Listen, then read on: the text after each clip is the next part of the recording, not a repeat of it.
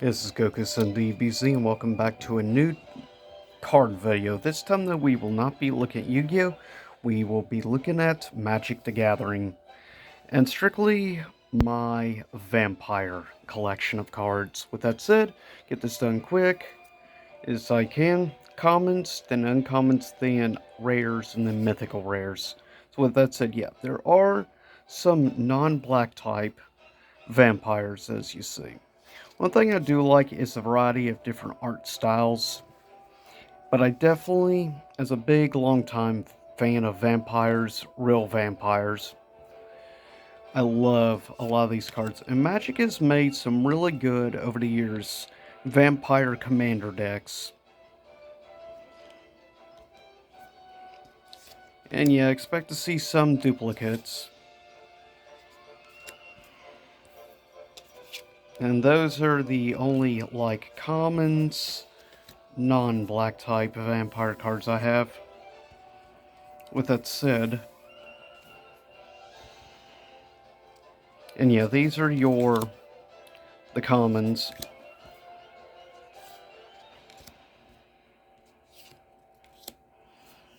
I do love quite a few actually really cool vampire designs. Sadly, it's something that's not really big in games like Yu-Gi-Oh! Surprisingly, there's not a lot of vampires, weirdly enough.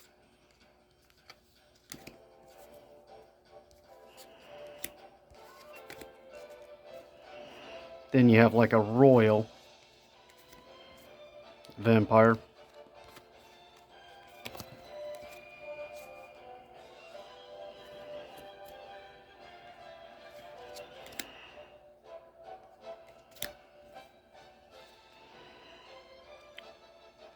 And if you want to pause, you can if you want to see some of them's special abilities.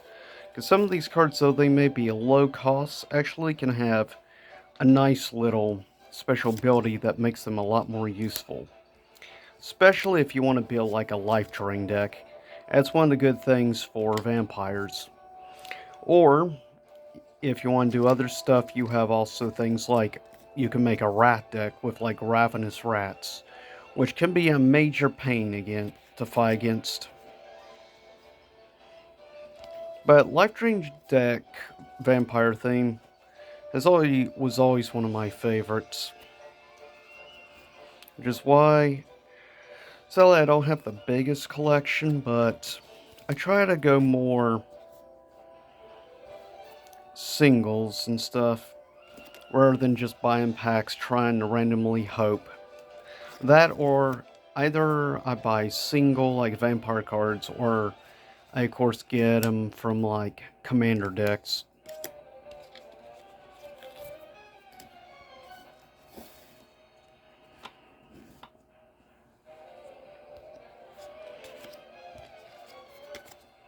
Yeah, definitely have a lot of copies of some of these cards.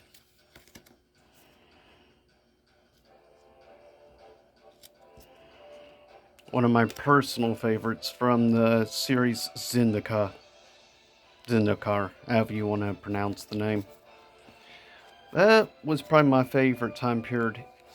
And a lot of vampires and stuff in general magic was specifically Zendikar, Worldwake, and Rise of Eldrazi. Which, of course, many of these cards have been tournament banned for years now. Much like a lot of my favorite cards in Yu-Gi-Oh! Are also banned. Which sucks. Yeah, I probably have like at least 20 some copies of this one specific vampire. Which is crazy. And then, of course, not everything is strictly vampire-like monsters, but also includes spells that specifically work with vampires. And of course, a couple of my vampire tokens. That is it on the, for the most part, on the common front.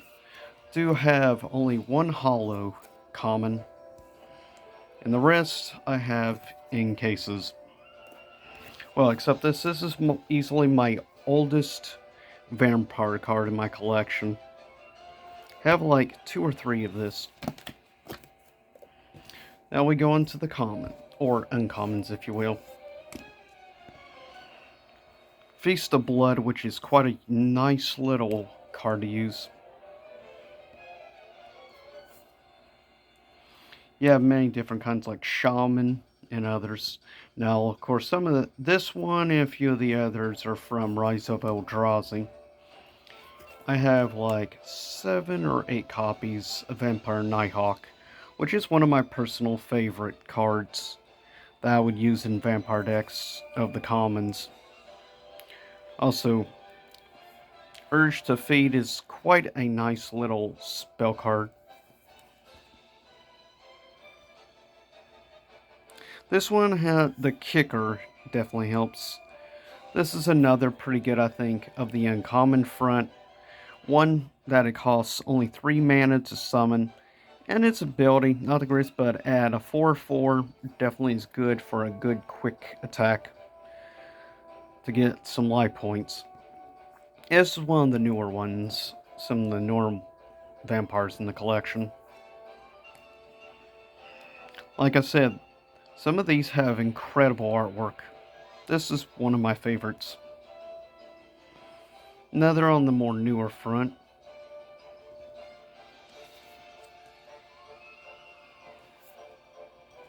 This one is awesome, as you can pay a cost to help increasing its level, and it gains stuff like, for instance, level 1 or 2, Death Touch. If you get to level 3, First Strike and Death Touch, which is quite useful.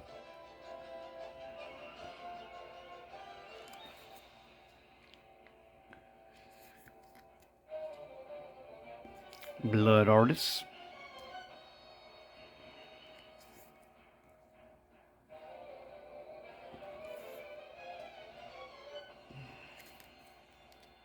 And then we have like a couple of actually multi-type, which cost 1 white and 1 black in order to summon.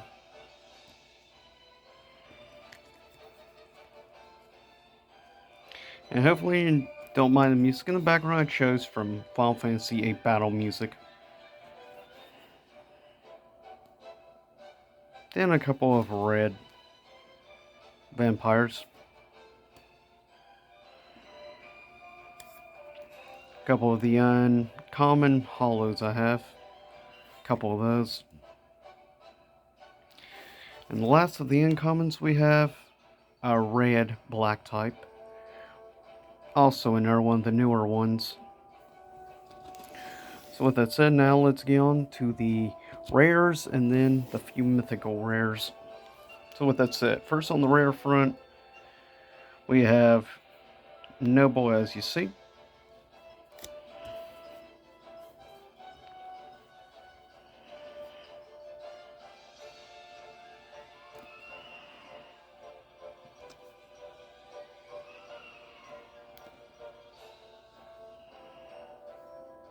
Some definitely pretty cool artwork.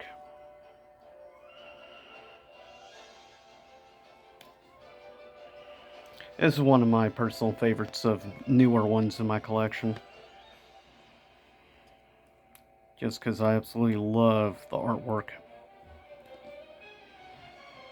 And that's one of the areas I think specifically Magic really shines in, is in the art front.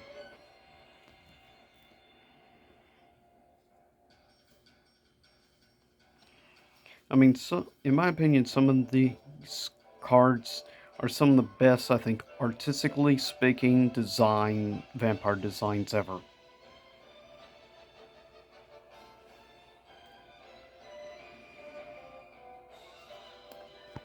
Yeah, in my last specific commander deck I got had a multi-type of red, white, and black type vampires, and a lot of like knights as well as nobles and stuff.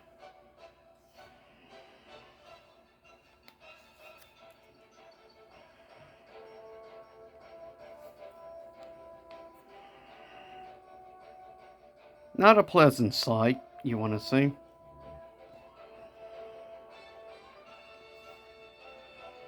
Almost looks like something from actually Fable, in my opinion. Oh yeah, this is one of my favorites.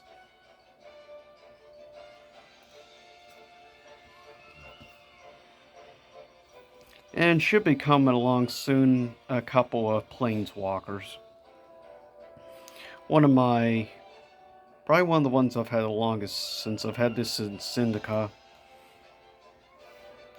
Oh, yeah, this is another pretty cool one. Quite nice with the abilities.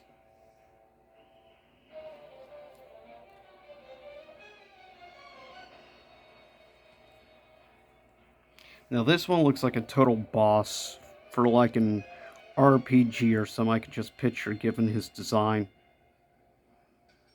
Or maybe like Dark Souls.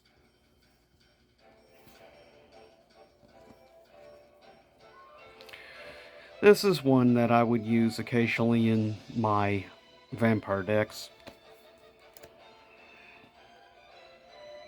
However, this is one I rarely have ever used in a deck. I've used occasionally this guy, which is quite useful. Though he costs 7 mana to summon, so pretty pricey. But his ability is good, though this is my #1 favorite vampire card of all time. I have 4 copies of her. Love her so much. The fact, yeah, it costs 5 mana to summon, but when you do 2 dark mana plus times that, you can times, as you see the ability, minus from defense, but add to attack. That's quite a nice little ability in certain circumstances. One of my few artifact vampire cards. Now this one right here is superb and great. 1 mana to summon, 1 mana to equip, and yeah, whenever a creature dies, put +1/+1 counter on equipped creature. If creature is a vampire, you get to put 2 +1/+1 counters on instead. A nice little card to have. It's the last of the regular rares. Now we move on to my few mythical rares, which only have a few. This is the first one.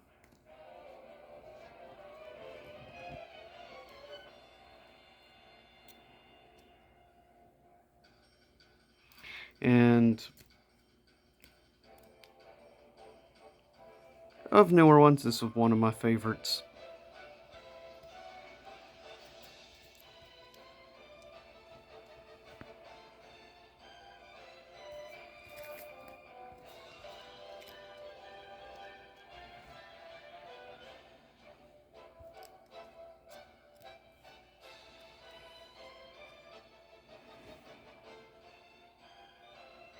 Another pretty cool one. Next, we have the same character, 2 different Planeswalker cards. This is the first one. This is the second one.